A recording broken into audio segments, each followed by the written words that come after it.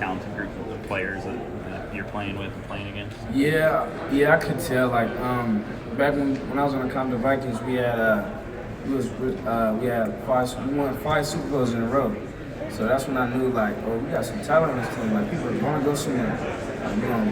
We all gonna go somewhere and go our separate ways and go to different colleges and ball. Jermar, can you just kind of talk about the expectations for you and the team heading into this season? Really just like I said before, like staying consistent throughout the whole season, finishing games. That's what we're working on now in the off season, like finishing workouts and stuff, and then game simulator conditionings, like overtime, the first quarter, third quarter, all that stuff relates on the football game. As a competitor, obviously going through what you guys went through last year, tough situation. Have you seen that as a driving force for guys in the offseason, kind of like, we're not going to feel that way anymore, we've got to do better? And what does that kind of look like in offseason workouts and such? It's great. You can see throughout everybody, energy is getting better and stuff throughout the whole workouts. It's always, like we work out 6 a.m. Like today I work out at 5 a.m. before this. And I always have to keep my energy high and stuff. Even in the morning, 5 a.m., still dark. It's me and Isaiah working and grinding. But yeah, you still got to keep that same energy. You got to have fun. You can't just like not have fun with it. It's like something you chose to do. So might as well have fun with it.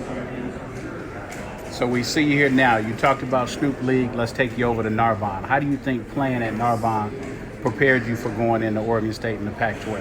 I think playing for Narbonne helped a lot, being around great talent and stuff, and great coaches teaching me a lot of stuff and preparing me for the college level.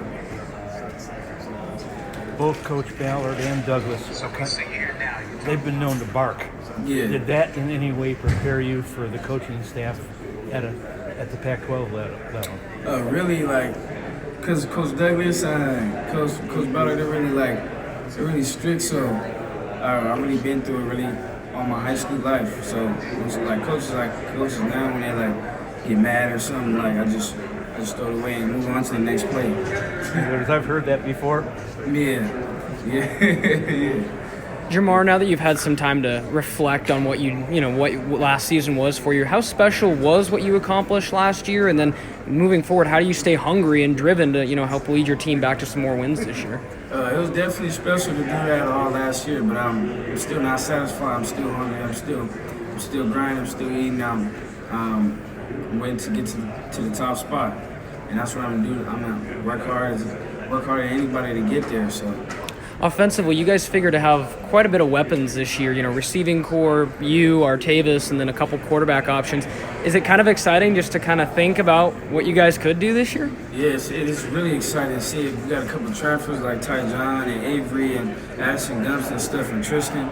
Like guys like that coming in is really going to help the team. So I really think we'll have a good season this year. They've been doing good in workouts and stuff, and media rooms doing extra stuff, extra film after workouts and stuff when you don't have to, stuff like that. Like I noticed, and like it rubs off on other people and makes other people better.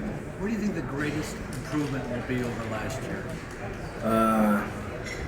I really think just staying consistent and finishing games. That's one thing we had to struggle with last year.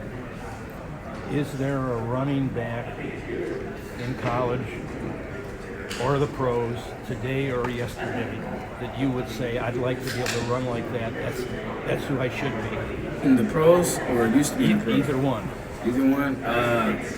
I'd say my favorite running back in the NFL right now is probably be either Ezekiel or Todd Gurley. I love them dudes. I like how they run and stuff. I study them, like watch film and stuff on them, and how they play.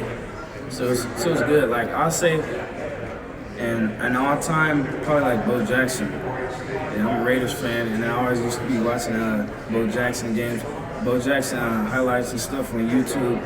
He was fantastic, great guy. What do you look for in a running back like that you can do, and how do you implement it? I look for when I watch highlights, I look for ability and like lateral movement and stuff, and like sometimes I try to go out on the field and stuff and like try to do it, like and keep doing it so I can do it like them. Do you ever have trouble doing that and laugh at yourself because you're a little clumsy or something? Sometimes, yeah, I'd be like, oh my man, how did you do that? Like, I'll try to go out and try to do it, and it'd be real difficult. And then when I keep doing it, it gets better though. Just gotta keep doing it. Just keep trying. Jermar, back to the football itself. Yeah, in replacing from last season, you guys got to replace 3 guys, 3 starters off that offensive line. You guys got Nathan coming in and Clay and then Brandon as well. How did that group kind of mesh? Because that's kind of the biggest question mark on offense is that line. Yeah, it is. I think they mesh well. Them guys, I talk to them. Sometimes I talk to Nathan a lot to see what's his mind on and stuff, and like about football and stuff. It's great talking to the new linemen and stuff because they're really buying into the program and listening to the coaches, what the coaches have to say and stuff. What have your kind of initial impressions been of Nathan, and how big of an impact do you think he could be starting at center for you guys? I think a big impact. His work ethic is crazy. Like I see him work out and all the time. Wow, that's great. That's great. I love that stuff. How has Coach Smith changed the culture?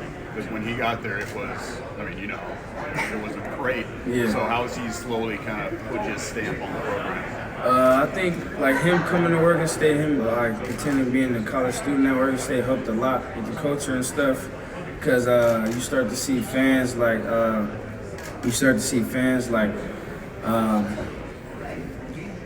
being more happy at the games and stuff, and like you see more fans at the games since he's been back and stuff. I feel like just like the whole city of Corvallis just being more happier. What's it like living in such a small city?